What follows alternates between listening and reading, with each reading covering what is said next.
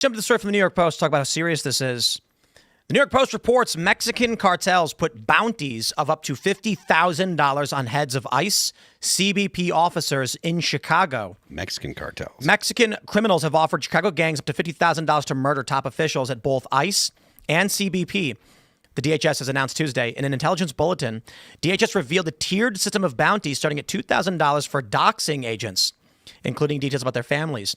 In two southwest Chicago neighborhoods, Pilsen and Little Village, local gangs have deployed armed spotters to rooftops to track law enforcement movements and relay the details via radio. The surveillance has enabled ambushes and disruptions during routine enforcement actions, including recent raids under Operation Midway Blitz, said DHS, which added that non-lethal assaults and rank-and-file ICE and CBP officers could net gang members between $5,000 and $10,000. These criminal networks are not just resisting the rule of law, they are waging an organized campaign of terror against the brave men and women who protect our borders and communities, Kristi Noem said in a statement. Our agents are facing ambushes, drone surveillance, death threats, all because they dare to enforce the laws passed by Congress. We will not back down from these threats. And every criminal, terrorist, and illegal alien will face American justice. I'm just going to stop. Trump needs to invoke the Insurrection Act. This is not a game. We cannot have criminal gangs and cartels telling us how we live our lives in this country. Well, yeah, because these judges and certain law enforcement agencies in this country seem to be on the same side as these criminal organizations that are putting hits out on law enforcement agencies that are actually accountable to the president and obeying the chain of command. Look, this is, if there are cartels that are, putting price on the head of ICE officers and stuff, maybe it's time that the federal government start applying pressure on the Mexican government. Yeah. 50,000. I mean, that'll get you producer credit on my Give Send Go for my new upcoming movie, and I think that'll get you ownership of the cartoon. Not ownership, but we would appreciate 50,000. But yeah, I mean, look, the United States currently has stated that there are that the cartels are terrorist organizations. If this is the game that the cartels want to play, there is a history of the United States using the military to go after cartel members. Aren't they blowing up the ships? Those ships tend to be leaving from Venezuela. So Mexican. Okay. These are Mexicans. So the point being, like, this is not a fight they actually want to pick, right? Like, the U.S. has ample ability to take apart terrorist organizations, which we've shown, whether people want to admit it or not. Like, the politics in the Middle East have been problematic, but the actual ability of the United States to find and kill terrorists, that is unquestionably they are the most deadly organization in the world. And so all the people that are like, well, if you go after the cartels, they're going to go after Americans. Well, if they're putting the prices on the heads of ICE agents and stuff, that means they're already going after Americans. And if they're going after Americans for enforcing immigration law, not for going after cartel members in Mexico, not for disrupting their organization's business, but because ICE has the audacity to try to deport what are likely cartel members. Because they're not going to try and target ICE just because they're going after people that are of Mexican origin. Just illegals. Good point. They're going after just illegals. Yeah, but the point that I'm making is if the cartels are going to put a bounty on ICE's head, it's because they're deporting people that give them influence or sell drugs in the United States. So the U.S. wraps up cartel members, sends them back, deports them. The cartels don't like that because they're less influential. They have less power. So if that's the case, right, why shouldn't the U.S. start sending drones into Mexico to monitor what the cartels are doing? Or he could do Trump. He'll like tell a terrorist he knows where they are. The guy, we know where Jose is. He's sitting in his living room in his favorite blue chair. I got your IP address. I hacked it. He's watching Girls, which is a really nasty show, but just start sending those letters out. Give him a little heads up. Yeah, no, I mean, I totally agree with everything you're saying there, Phil. Obviously, something needs to be done. The fact that, and you're right, because listen, the idea was to go after people with a prior rap sheet first. And a lot of the people you hear about getting arrested, it's someone who has like 5 felonies or they've been arrested 30 times. So it would make sense that a lot of those people would be gang members and that the cartels would say, this guy's an asset to us here and try to step in. Look, we're heading into a period of increased civil strife. I'm going to put on my Tim Pool beanie for a moment. I don't know if it's going to lead us to civil war, but violence towards right-wingers or right-wing coded people has become completely normalized. The rhetoric surrounding it has become completely normalized. The permission structure around it exists. You're killing...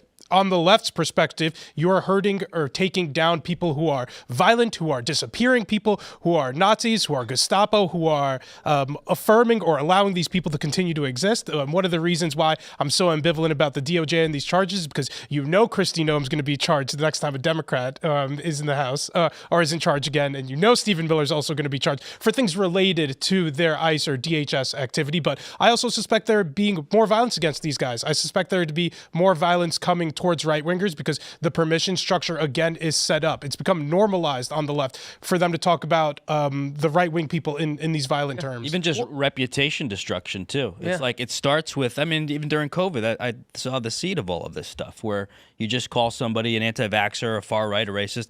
That's where it started. It's like the small crimes in the cities. You don't give them a ticket or you don't, prosecute them for stealing something from CVS, and it just grows. It's worth mentioning the mentality of the people who are fighting back against ICE. They think they're superheroes, guys. They love Marvel movies. Like, they think they are saving the world. They think they are fighting for humanity. They think they are literally have an Anne Frank that they're hiding in their basement or something like that. Yeah. That's what they believe in their mind, and they are so morally righteous that it's justified for them to be violent against ICE agents. It's actually morally wrong for them not to do anything because these guys are literal Nazis that might as well be taking their neighbors to gas chambers. That's how they moralize this stuff. I think you're completely right. And by the way, if this is the way they're acting and what they're doing while we have power, what do they do if they come to power again? We already saw what they did before. Exactly, but it's going to be even worse. What if Kamala Harris had 110 days? She. How many days do you think that book would have gone if she had 4,000 days? Dude, my entire life. Yeah, she's wonderful. She was a lot of fun. I hope she runs. I think that if Democrats are to get back executive branch power, you are going to get a plethora of indictments against prominent personalities in the media space. Yep. And worse. You're going to get those indictments, but you're also going to see street violence against conservatives. Well, that's going to happen now because they don't have I know, but I'm executive saying power. but I think it's going to increase if they take power again because we're in power and no one's doing anything to stop it. When Democrats are in power, they're definitely not going to do anything to stop it. But I don't care about street violence. Obviously, it's a problem. What's going on in Chicago and in Portland and things like this. But where I'm at right now, don't come to West Virginia. You will find out what happens when you come to a constitutional carry state. I feel safe here. Bringing this violence. However, if Democrats get power again, then they are going to. They brought up false. Listen, we all saw what happened in Egypt after the Second Revolution. The Muslim Brotherhood kept winning, so they decided to just gun them down. Democrats returning to power are going to say, listen, we have tried the censorship. We've tried the suppression. It doesn't work against these people. They have to be excised by force. Yeah. And they've already tried smears, lies, and destruction. Look what they did to Alex Jones. Supreme Court won't even hear his appeal on this ridiculous $1.4 billion defamation case. They've falsely accused me, Benny, Dave, and others of secretly or inadvertently getting paid by Russia to spread propaganda, which is totally fabricated. The next step is pretty obvious. They lost that election. They're pissed. If Trump does not win, then I imagine all of us in this room are going to be in some kind of legal trouble to varying degrees. Yep. Already am. Sure. But I think you'll see. I'm the one suing, though. I just want to point that out. You'll see. There'll be an escalation of force. There's going to be, from the NGO level, lawsuits against prominent right-wing individuals. At the lower level, at the higher level, you'll see outright indictments. They'll fabricate evidence. They'll use, hey, show me the man, show me the crime, and you are going to see people getting locked up. So pay attention right now to who in the political space, passively or actively, are pulling back, shutting up, or bowing out. A lot of people. Indeed, they are. Yep. And I think it's because there are a lot of people who are sitting there being like, You know, it's. Have you guys seen the movie Dogma? Yep. You have, Seamus? No. I feel like you'd be offended by it. You should probably watch it. Probably. I'm actually watching it right now. So Azrael is a demon, and in the battle between heaven and hell, he was a muse and refused to fight. And so when he's challenged on this, he says, "I was a muse. I have no place in the battlefield," and they call him a coward. That's kind of the analogy I see to what's happening now with a lot of prominent people. And it's not just now. There are a lot of people in the culture war in the 2010s who were active against wokeness, and then all of a sudden one day just did a 180 and backed off, stopped making content, and got the F out because they saw what was happening. What will happen to you? Well, now it's 10 times worse, 100 times worse. Yeah. There are people now who are starting to shut up and say, oh, no, it's not really my thing, and they're backing off, or they're trying to sound more lefty. Mm-hmm. And I think it's because people are starting to realize what time it is. And they don't know that Trump is going to win this. I don't know that Trump is going to win this either, but I'll be damned if I'm going to do anything that benefits psychopathic murderer Democrats to win in the upcoming elections. I noticed a lot of people backing off the immigration issue. Like during the campaign, they were real tough on immigration, but now once we're in power, have the ability to deport as many illegals as we legally can. People are saying, "Oh, gee whiz, I don't know if that's the best idea. Or, I don't know if we should just be rounding up every person who crossed the border illegally." Or, "Oh man, I don't know if DHS should be using my videos of when I funnily said that we should be deporting all these peoples." And like, "Oh, gee whiz, you got kicked out. That's too bad." No, now that's not funny. Man. You sound like me on a date in New York City. That's really what you have to say. Let me explain this. When you see prominent individuals pulling a 180 or backing off and saying, "I don't know about all this stuff, man," what they're actually saying is, I am well aware that the escalation has reached a point to where those that have chosen a side and lose will be tortured, imprisoned, and have their lives destroyed. And they're trying to back away. We talked about this the other day. I said it's a political version of Pascal's wager. And the wager is, if you are on the left and the left wins, you're good. If you are on the left and the right wins, you're good. Right's not going to gulag you. Mm-hmm. If you are on the right and the right wins, you're good. If you are on the right and the left wins, you're going to get locked in a prison. So the safest thing you can do is support the left, because when the right wins, they're not going to lock you up in prison for being a leftist. At least not for being a public speaker. If you're a terrorist, for sure. But if you're a podcaster, if you're a terrorist, even maybe not. All these far left podcasters, in the event that the right dominates the midterms, maintains control of this function of government, ain't nobody's going to go and arrest Hassan Piker or David Pakman or Sam Cedar or any of these guys. They're totally fine. We've already seen what the Democrats are willing to do in the other direction. Mm-hmm. So that's the wager. And now you're seeing prominent individuals all of a sudden are backing off. They supported Trump, but now they're saying, I don't know about that. I mean, I got Me Too'd for asking a woman for coffee at Fox News. Not one person. That was you? Yeah. Oh, I remember reading that story. Well, you guys covered it.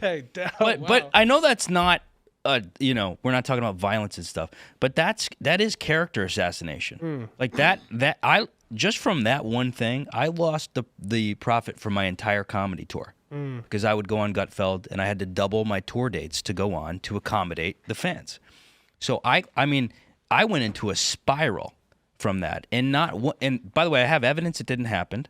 I called the Gutfeld people, and not one person spoke out. They all reached out privately, which is what they do. And now I have egg on my face because I thought, oh, Fox News, this is a safe space. I was a lefty. Oh, come on, but I was mandates. I was a lefty, right? I was a brainwashed lefty. I was raised that way. My dad came out as gay. My brother's gay. I was raised at drag shows.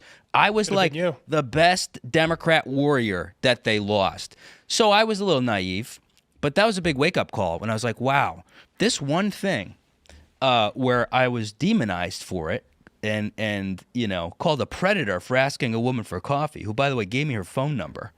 This was like a 2-minute interaction. That's hyper ironic given Fox News' history of sexual assault allegations. That's probably over. Okay, they're overcompensating here. But Tim, I was jumping up and down because Tim on the show said, "You know what I think happened? Because I know Tyler. I think somebody saw it, a woke manager or whatever, and reported it, which is exactly what happened. And she lied about the story in an insane way. So now I'm suing her."